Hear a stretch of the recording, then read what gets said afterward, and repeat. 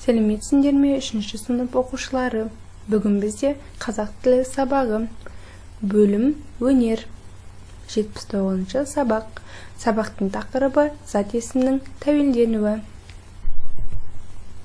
Ең алдымен балалар, түбір сөздерді тәуелденген сөздермен салыстырып көрейік. Мұнда берілген түбір сөзді тәуелденген сөзге ауыстырайық. Білек, білегім. Мұндағы кәрпі, гәрпіне ауысып, білегім болды. Мұншақ, мұншағым. Мұндағы кәрпі, гәрпіне ауысты. Кейде балалар түбір сөздерде ауысып жатады. Халық, халқым. Аспап, аспабым. Пәрпі, бәрпіне ауысты. Тарақ, тарағы. Кәрпі, гәрпіне ауысты. Әріп, әріпім. Мұндағы пәрпі, бәрпімен ауысып тұр. Естерінде сақтандар балалар, тәуелдік жалғау жалғанғанда түбір сөздердің соңындағы қатаң п, қ, к дыбыстары ұянға өзгереді. Мысалы, доп, добы, жүрек, жүрегі, қалақ, қалағы. Тәуелдік жалғау жалғанғанда кейбір түбір сөздердің жазылуы да өзгереді. Мысалы, халық, халқы, әріп, әріпі. Балалар, келесі тапсырмаға назар аударайық. Мұнда текемет туралы мәтін берілген. Жақсылап оқып шығайық. Текемет. Бетіне түрлі түсті ою-өрнек басылған үй жиһазы. Бұл төсеніштері күрделі сатылардан тұратын пісіру әдісімен дайындалады.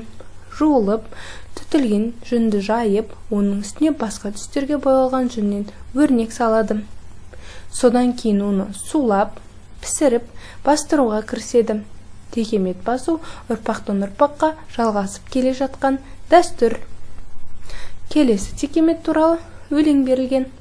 Онда оқып шығайық. Біреуі жүн жаймалап, біреуі су себеді. Енді бірі шиге орап, жабылып бәрі тебеді. Ыстық су құйып үстіне, қатайсын деп қарпиды. Шықты, киіз пісті де, сыннан өтіп саңғилым.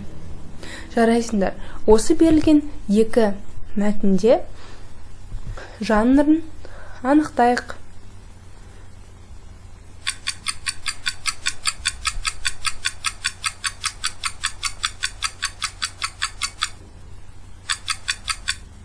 Жарайсыңдар, мұндағы бірінші мәтін ғылыми танымдық мәтін. Мұнда текемет туралы бүткіл мәліметтер нақты анық берілген. Ал екінші мәтін өлең жолдарымен берілген. Бұл көркем мәтінге жатады. Жарайсыңдар, енді келесі тапсырмаларды орындайық. Бұл жазылым. Дәптерге орындаймыз. Жақшадағы сөздерге тиісті тәуелдік жалғауын жалғап жаз.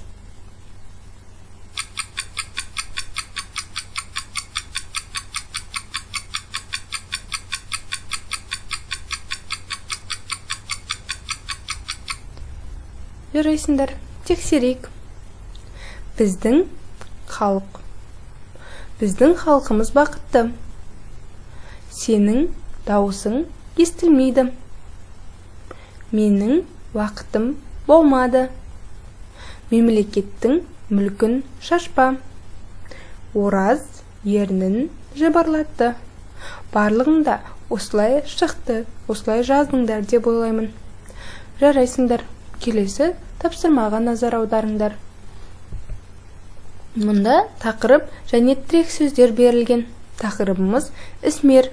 Тірек сөздер тұскүйіз, бөлме қабырғасын сәндеу, ұлттық жиһаз, ісмер, түсті жіп, кестелеу, моншақ, ұсақ моншақтар, алтын зерлі жіп, өрнек, сән беру.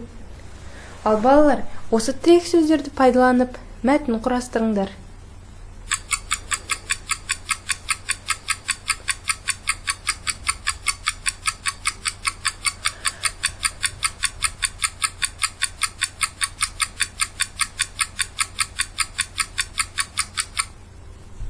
Жарайсыңдар, мына мәтінді оқып шығайық. Бұл мәтін осы тірек сөздер арқылы құрастырылған. 10 саусағынан бал тамған әжемнің туындылары көздің жауын алады. Қазақи нақыштағы бөлме қабырғасын сәндеу, түскиіз, құрақ көрпелерді тігу ол үшін түк қиын емес. Сонымен қатар алтын зерлі жіппен моншақтарға қазақи ою-өрнектерді сала отырып әшекейлер жасайды.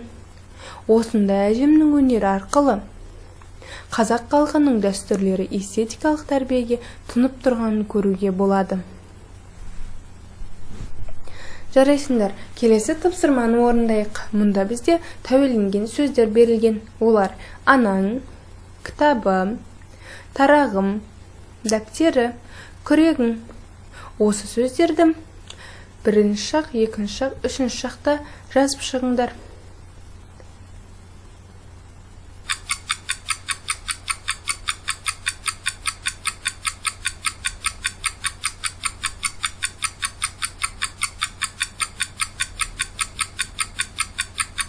Жарайсыңдар. Анаң, ол, екінші шақ. Кітабым, ол, үшінші шақ. Тарағым, ол әрине бірінші жақ. Дәптері, ол, үшінші жақ. Күрегің, екінші жақ. Дұрыс айтасыңдар. Келесі тапсырманы орындайық. Келесі тапсырма бізде сәйкестендіру. Мына сөздерді бір-бірімен сәйкестендіріңдер.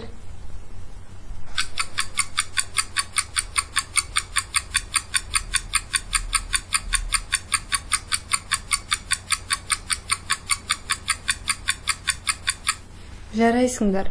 Біздің үйіміз, сендердің қояндарың, сіздердің мектептеріңіз, олардың доптары. Жарайсыңдар. Барлығын жаттығуды дұрыс орындадыңдар деген ойдамын. Балалар, келесі кездескенше сау болыңдар.